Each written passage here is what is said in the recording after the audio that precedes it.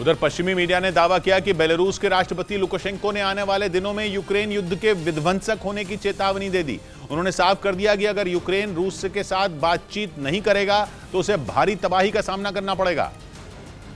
जिसके बाद यह माना जा रहा है कि पुतिन ऐसा हमला करने की तैयारी कर चुके हैं जिसके सामने टिकना ज़ेलेंस्की के लिए आसान नहीं होगा, क्योंकि खबर है कि 9 महीने से जंग लड़ रही उनकी सेना के पास हथियारों की कमी होने लगी है, जबकि पिछले कुछ दिनों में यूक्रेन के कई पावर प्लांट उड़ाकर रूस ने उसकी कमर तोड़ दी है।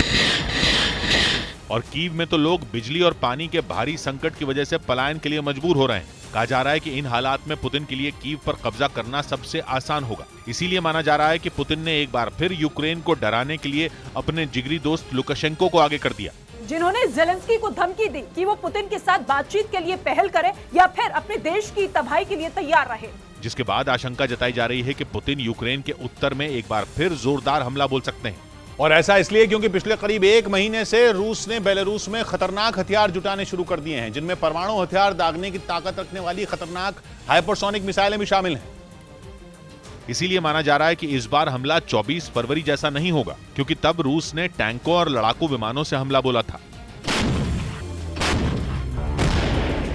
जबकि उसके लड़ाकू हेलीकॉप्टरों ने बेलारूस से आकर यूक्रेन में रॉकेट बरसाए थे। लेकिन अब बेलारूस में पुतिन की ऐसी मिसाइलें तैनात हो चुकी हैं जो जरूरत पड़ने पर परमाणु बम भी दाग सकती हैं,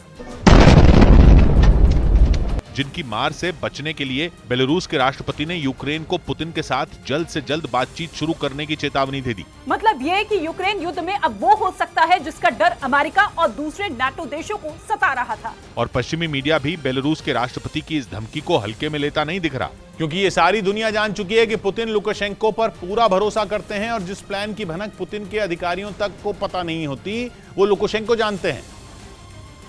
हालांकि यूक्रेन लुकाशेंको की इस धमकी को पुतिन का नया पैंतरा मान रहा है, क्योंकि पिछले दिनों पश्चिमी मीडिया ने दावा किया था कि यूक्रेन में कई मोर्चों पर मुंह की खाने के बाद रूस युद्ध विराम चाहता है और वो इसके लिए यूक्रेन के साथ बातचीत के लिए भी तैयार है, जबकि खैरसॉन के बड़े हिस्से को रूस के कब्जे से छुड़ाने के बाद ज़ेलेंस्की के हौसले बुलंद नजर आ रहे हैं। इसीलिए वो युद्ध विराम की पहल को पुतिन की साजिश बता चुके हैं।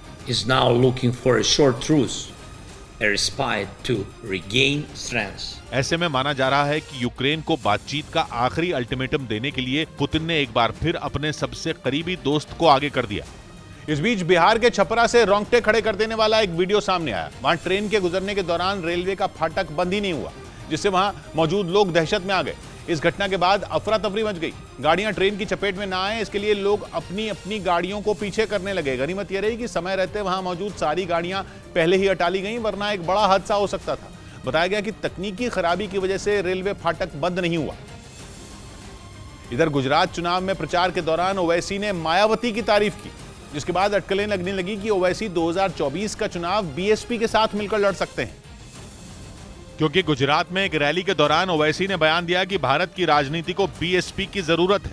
यही नहीं, ओवैसी ने मायावती की दिल खोलकर तारीफ की, जिसके बाद अटकलें लगने लगीं कि 2024 के लोकसभा चुनाव में एमआईएम और बीएसपी गठबंधन कर सकते हैं, क्योंकि गुजरात में बीएसपी किसी सीट से चुनाव नहीं लड़ रही। इसके बावजूद ओवैसी ने मायावती का जिक्र किया और उनकी तारीफों के पुल बांध दिए।